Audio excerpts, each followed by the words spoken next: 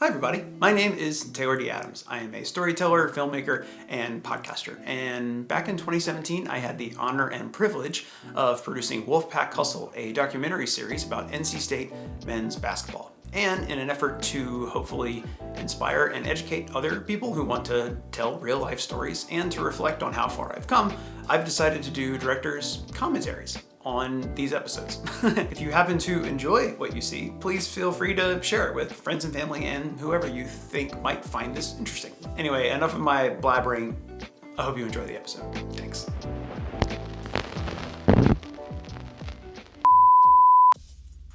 All right, we're back. So one of the things that I really wanted to focus on with the show was the music. I really wanted to maintain a hip hop soundtrack as much as I could.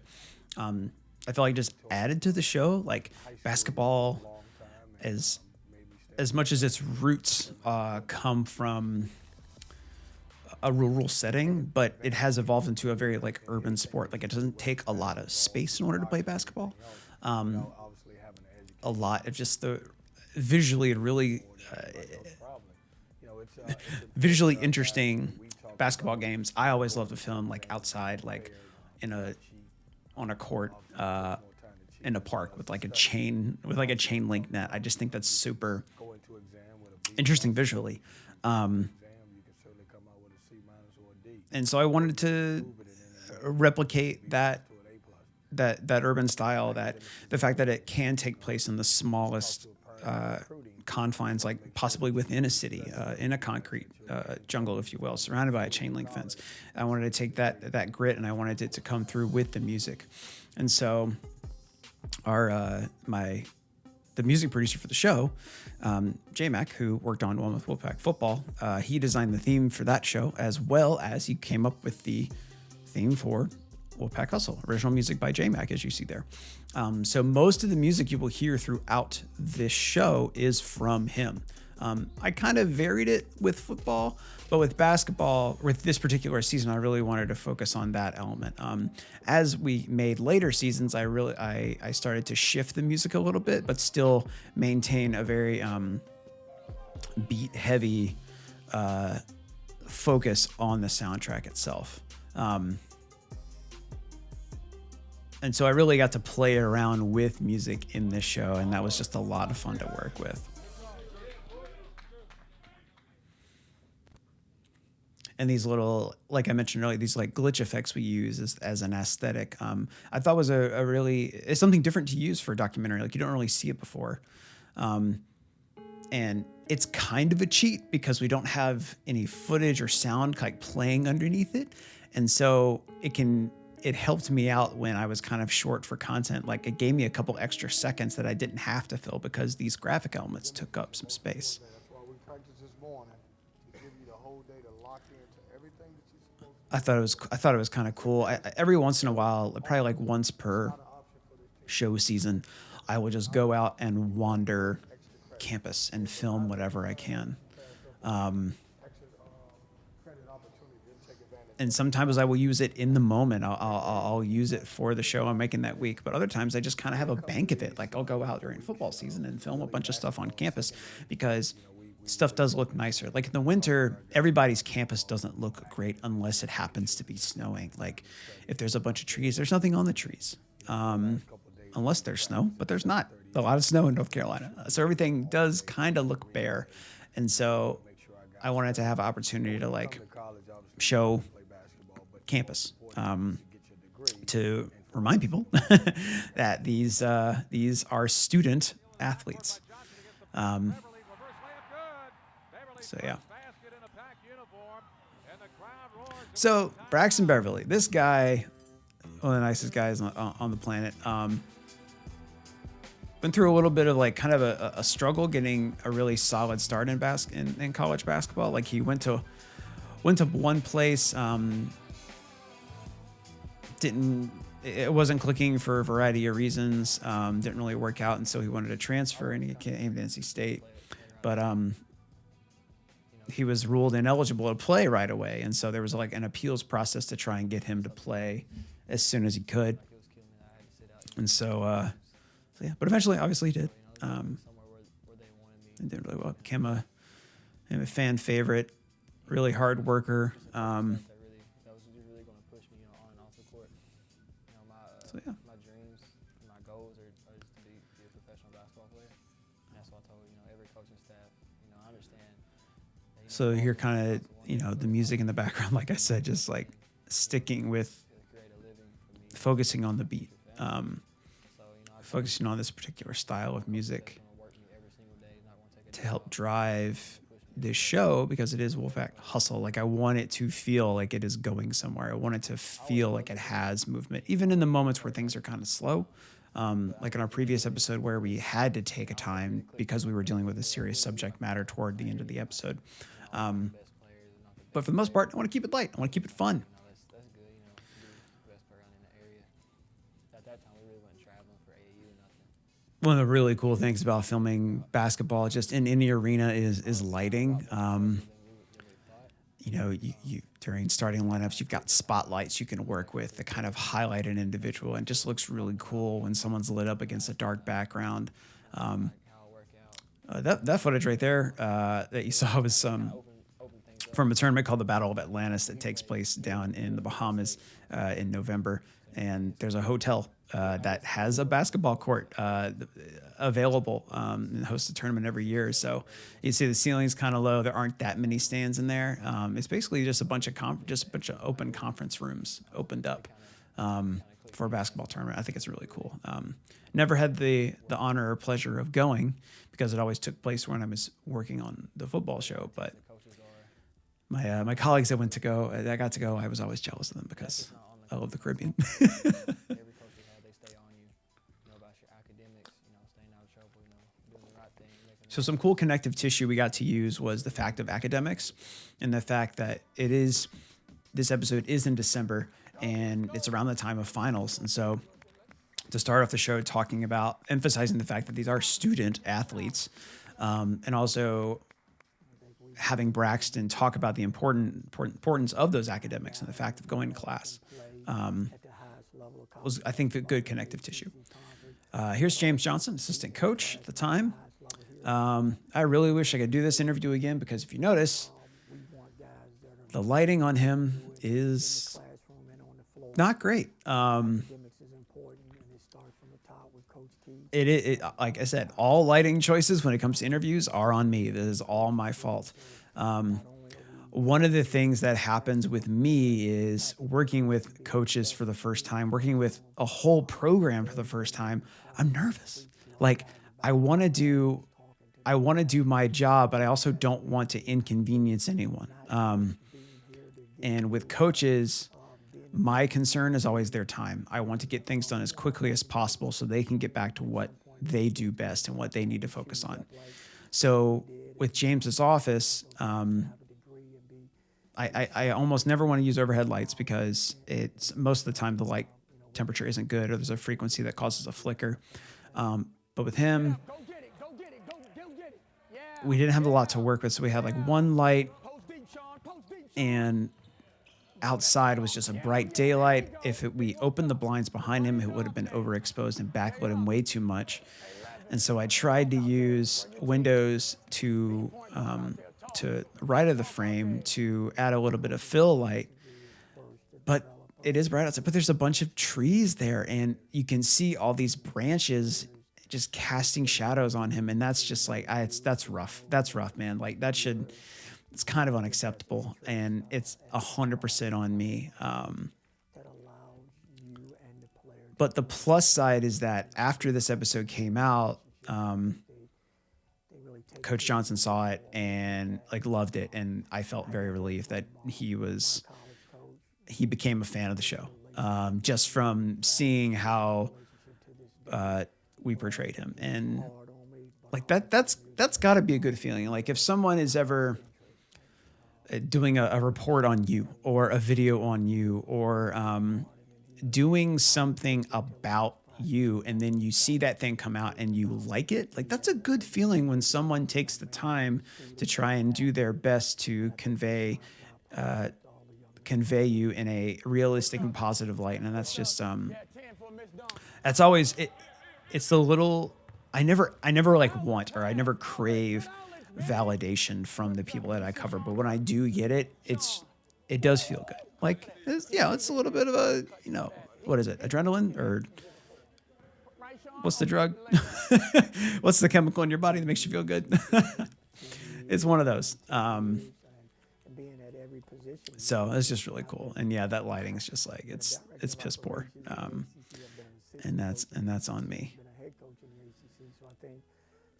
So Coach Johnson had a very big, a long background in college basketball in a various number of positions. This was really cool to talk to someone who's been a director of operations, who's been an assistant coach, who knows the ins and outs of how a program works. It's just really neat to get his knowledge on it. And he usually works with the bigger guys down low. So yeah, this is our first assistant coach for the season, and we've got him mic'd up. Like, that's one of the things we can do. I really always wanted to mic up players during practice, but the availability of the equipment we have, it's not conducive or safe for us to really mic up players, because the mic packs we have they're hard, they're rigid, and you can attach them easily to football pads, but basketball players don't wear pads. So you can't really attach it to anything, but at the time you can't really attach it to anything but like their shorts. And let's say, that adds a little bit of like a slight amount of weight to it. And also if they happen to fall on it, like that could kind of hurt them. It could also completely bust the gear. And we're not at a point where we can just be like, oh, we broke this thing, let's get another one real quick. Like, budgets are tight when it comes to this show.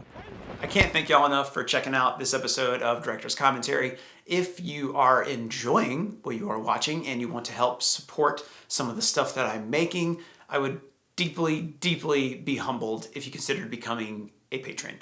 You can check out the Patreon link in the description below. Becoming a patron comes with all kinds of cool perks, and it helps me make more stuff, both in quality and in quantity, and it really would just mean the world to me. Okay, please resume watching. So here you'll see we are got Coach Keats mic'd up in the Reynolds Coliseum, which I mentioned earlier, the old home of the men's basketball program. And so we're getting ready to play the Heritage game, which is what we call games that take place in Reynolds Coliseum. I mean, there's one per season that happens in the arena, sometimes two, but normally just one. So it's really cool. It's a really cool venue. It's a lot smaller than PNC Arena, but it's still really cool to film.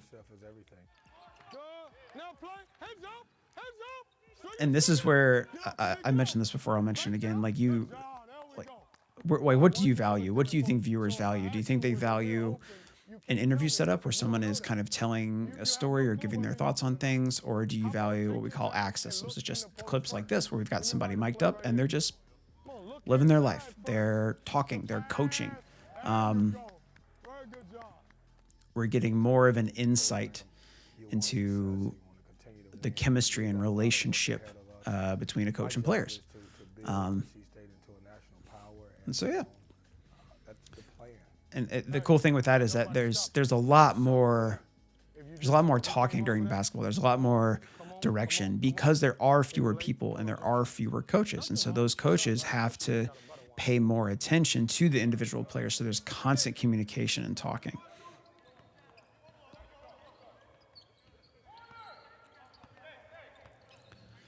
And even here where Coach Keats isn't talking, but we're picking up the sound of everything from his microphone.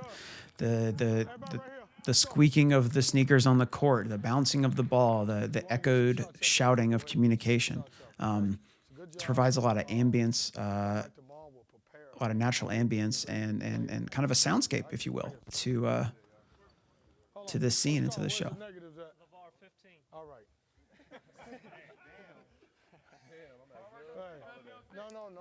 No. LeVar on 3 with all of them. LeVar, 1, 2, 3. LeVar. Good afternoon, everyone, and welcome Check that out. If you never thought that a college athletic program could have a kangaroo as a mascot, you are incorrect. We are dealing with the University of Missouri at Kansas City Kangaroos. I need to look up as to why they're the Kangaroos, because that seems completely random to me. But it is cool. Technically, what is it? University of Akron, their mascot is a kangaroo, but they're actually called the Zips. So yeah, fun fact.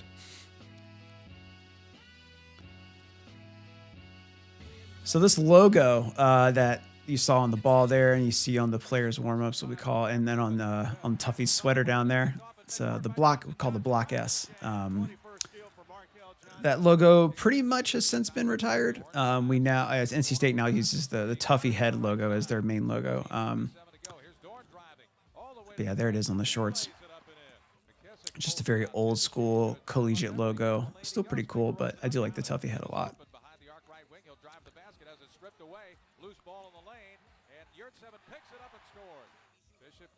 So this was cool. To as far as the show, like we this is kind of a post-production nerdy thing we're concerning ourselves with, but we edit I edit these shows mainly in I mainly edit these shows in a program called Avid Media Composer. And I've used that almost exclusively for years. Eventually, we do switch to a program called Adobe Premiere, and things became a little more mobile, a little easier for us to make stuff. But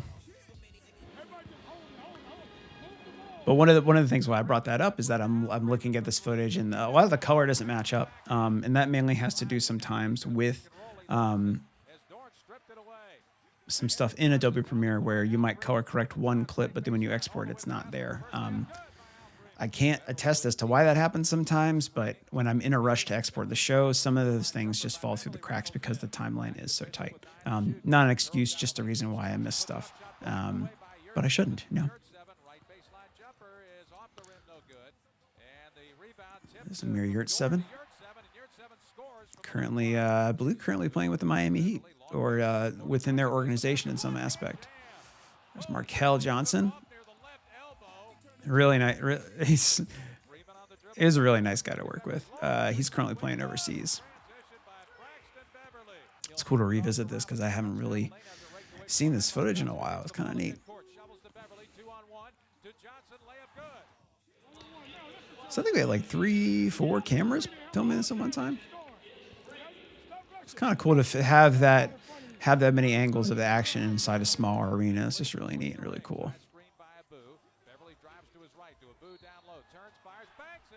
Smell like a boo. Also playing overseas. A lot of overseas guys in this on this team. It's really neat. So kind of dominant.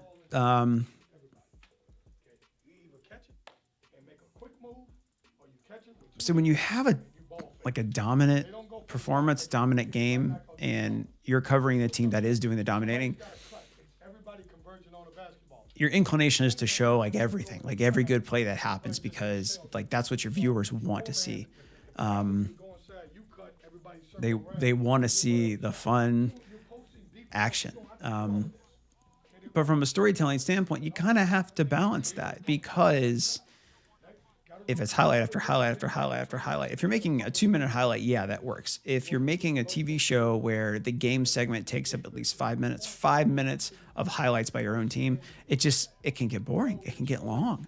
So you have to figure out ways to mix it up. So you have stuff like maybe the halftime speech you show is longer because it breaks up the action a little bit.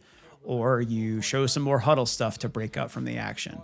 At the same time, not detracting from the momentum of the positive highlights that you are showing.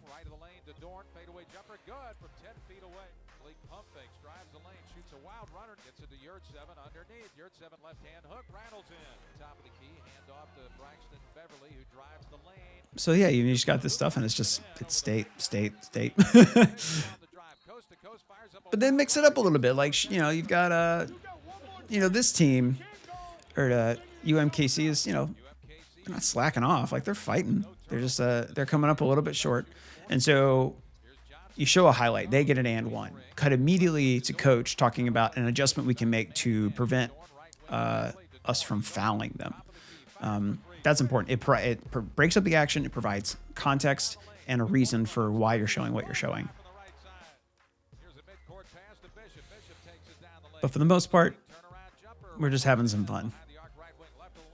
Because this game that takes place in Reynolds Coliseum once a year is special. And so if we can just show us our team having as much fun as possible in there, that's important.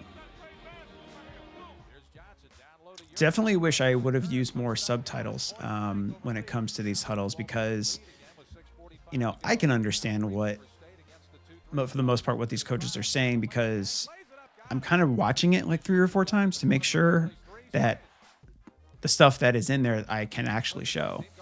But there's so much background noise. There might be a band playing, or there might be an announcer giving away something, or there might be a performance or something like that. And so if that's butting heads with someone's speech you need to hear, then you should use subtitles. Always err on the side of caution when it comes to that. Now, in the area of showing, you know, everything on social media, a lot of people just watch stuff without sound. And so captions are your friend. You really want to use that. But for stuff that airs on TV, you know, try to limit the number of graphic elements that take up your frame. I mean, that's my personal opinion, because I prefer to see what's actually happening than try to cover it up with a bunch of different graphics, as dynamic as they might be. I don't care about that. Okay? I worry about that we played hard, we finished strong, and we won as a team. But when you get so caught up and you worried about what somebody else think about you, or how you're looking, good message, playing well, then it never works for you, because basketball is a funny sport. It'll teach you a valuable lesson. It teaches you that you can't be about yourself. It's not about you, it's about us. Okay? And when you get over the fact that it's about you and you realize that it's about us. Coach Keats always has I'm very proud of you. That's a very good always has some swag. Notice the red buttons on a white shirt, and he was wearing a red blazer earlier. Back when like basically the dress code for college basketball was coaching staff wear suits. They had to add some flair if they wanted to stand out. Well, that's a fresh jacket. He always had some fire shoes too. Now the dress code's relaxed, and I think it's a lot more natural and a comfortable setting to at least visually like see. They kind of look more like coaches. not in a bad way. It just looks like, oh, they're people representing an athletic program as opposed to people dressed up to look professional. Not that that's a negative thing. I just always felt that when you're in an athletic environment, everyone should look like they're a part of an athletic environment. It's just a personal taste thing. Not to knock anybody's suit style, because a lot of people wear some just fire suits. So we do a good job of talking about, you know, if you want to be a pro, then carry yourself like a pro. You know, go to class on time. So we don't really have pre-established themes for the basketball episode or the basketball show. I just observe things that are happening in real time. And then when I come to our interviews, I have kind of like I've adapted my approach to ask these individuals what they think of certain themes that I happen to notice around the program each week. Thank y'all so much for watching today. If you have any comments or questions about what you saw, please feel free to leave them in the comments section, and I'll get back to you as soon as I can. If you enjoy these videos and you want to stay up to date on other directors' commentaries or other videos I do put out, go ahead and hit subscribe, as well as ringing the bell so you get a notification every time I do make something new. And if you want to further support the stuff that I'm making, I would be so humbled if you considered becoming a patron. Becoming a patron comes with all kinds of cool perks, even outside of director's commentaries. Yeah, but that's about it. Thank you again so much for watching, and I'll see you next time. Bye.